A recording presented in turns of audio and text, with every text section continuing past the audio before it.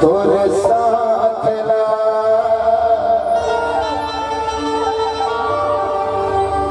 चाहे बिगड़ जरूरी मोरे बोझ ही जात है हर प्यार तो न करता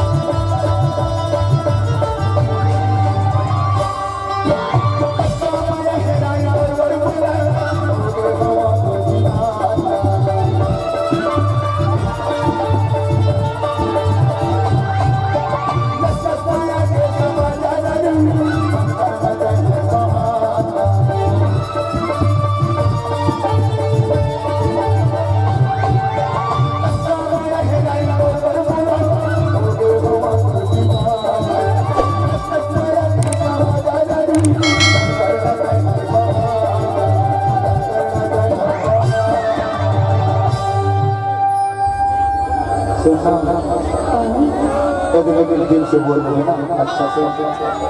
वो दिल साल हो रहा है सारा करके बोल रहे हैं कम से कम इज्जत के सवाल है ये दीदी मन कहता खबर की जिंदगी को कुछ प्यार करे हो रहे जरा सोच समझ कर रहे हो अच्छा से बोलना करें वादा है रानी मन